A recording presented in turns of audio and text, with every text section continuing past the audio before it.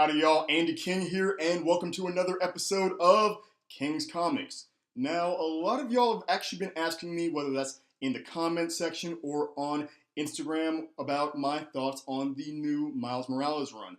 And this is a big deal because Miles Morales came to be in 2011 in the wake of the Ultimate Universe's Peter Parker. He was bitten by a radioactive spider that his uncle, Aaron Davis, the Prowler, had taken with him from an Oscorp laboratory. He was bitten by the spider and gained powers similar to that of Peter Parker, except for the fact that he could also turn invisible as well as use a venom blast and electrocute his foes or opponents.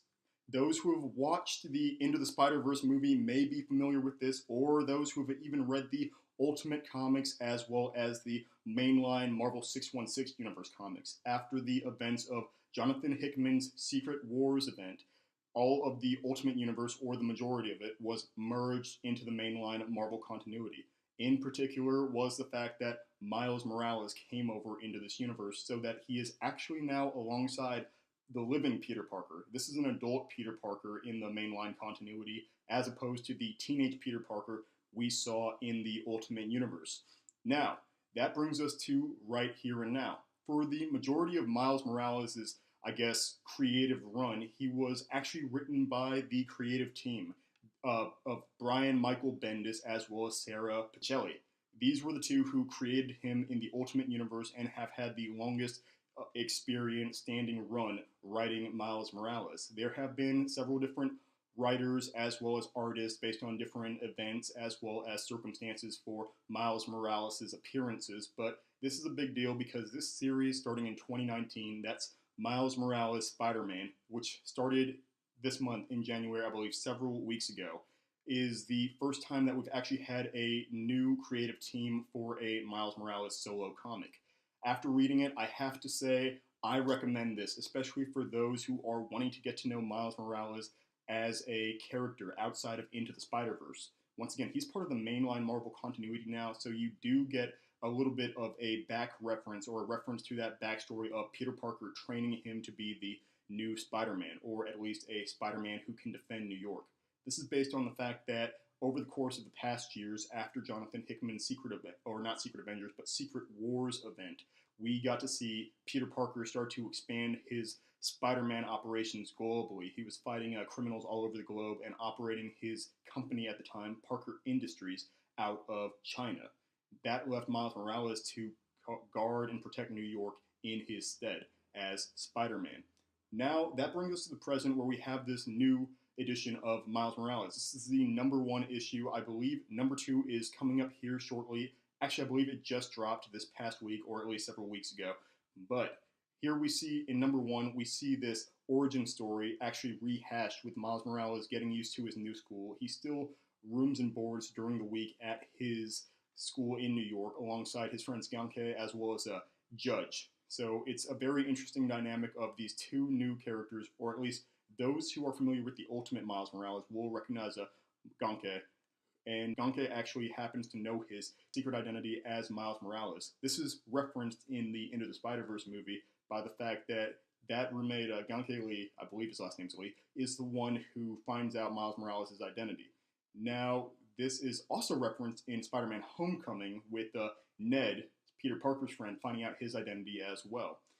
In this universe, it's also interesting to note in the comics that both of Miles Morales' parents are aware that he's operating as Spider-Man.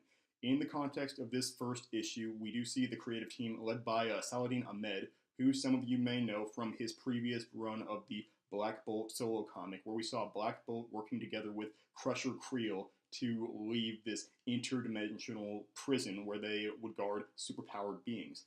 That being said, this is now Saladin Ahmed's run on Miles Morales, and he did a great job of, as I said, rehashing this interesting high school story of Miles Morales, except he's keeping a journal as a project, a Spider-Man journal, as a project for an English class that he's in.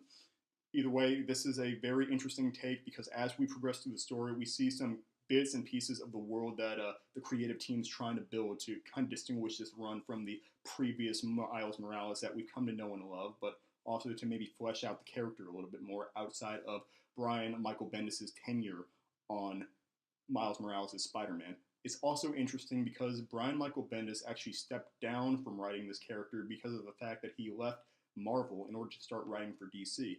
Some of you may be familiar with the fact that he's writing Superman right now, or at least Action Comics. For this Miles Morales issue, though, we do see some bits and pieces of the world around Miles, with his mother making references to immigrant deportation, which is fearsome for her as a nurse because of the fact that you have immigrant families who are afraid to seek medical help and care for themselves or their children because they're afraid of deportation or being arrested.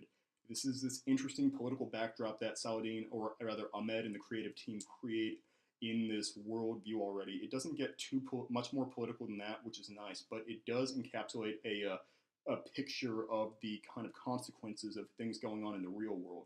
And honestly, that's right up Marvel's alley. Marvel has always done a great job of representing different classes, races, etc., social castes, all these different elements of the real world through the lens of their superheroes and these different parts of the Marvel universe they create, especially with blatant references such as the X-Men or Wakanda, Luke Cage, all these different elements that are reflections of real events in the real world or even real struggles going on. DC does this as well, but Marvel was kind of the forerunner in a lot of that. I digress. The Marvel Morales issue is very pretty simple, cut and dry. Once again, rehash of the origin story, reconnecting you to this character, but it actually ends with this interesting note where we see Miles Morales interacting with his girlfriend, who then has a little brother who he encounters later because he attempts to stop a heist and encounters the Rhino of all people, and they find out after fighting Miles Morales barely gets out of the fight with him before they realize that they're both technically working towards the same goal in trying to stop this heist. As it turns out, the Rhino's niece, I believe, was a part of this heist or was kidnapped, and he's trying to rescue her. However, upon unmasking the people who are running this heist, Miles Morales finds out that his girlfriend's little brother is a part of it, apparently brainwashed. We don't get to see much more than that because at the end of the issue, Rhino and Miles Morales are both captured and taken hostage. It's a bit of a cliffhanger. Obviously, that's how comics tend to run, single issue to single issue, but it's a fun one nonetheless. I have to say it was a fun issue overall. I want to see where the creative team goes with this because it's a single issue. I typically, as you can see from my collection behind me, I typically like to wait for entire volumes to come out and then read. And that's typically how I also structure my reviews. I like to maybe get into one or two issues in a review format and then wait for a trade or rather a volume to come out and then review that entire run or arc. I'll be going into in another video how that works and what the term trade waiting means. But that's all I've got for today, y'all. Once again, that comic that I just kind of explored and explained was Miles Morales Spider-Man #1. It was a fun issue. I can't recommend it enough for those who are looking to learn more about the Miles Morales character. And thank you for joining me for an episode and review of this comic on King's Comics. If you have any suggestions or feedbacks about today's episode, maybe you liked it, or maybe you'd like to see more of this, or even I missed something, then please drop a line down below. I'd love to hear what you have to say, as well as use that to improve and tailor the content of my channel. And if you liked what you saw today, please go ahead and hit the like button. I'd appreciate that. And if you really liked what you saw today, please feel free to subscribe or share this to your mom or cousins or dog's Facebook page or Instagram page. I don't know how all that works, but social media is wonderful. Thank you all so much for joining me for another episode of King's Comics, and I'll be seeing you soon.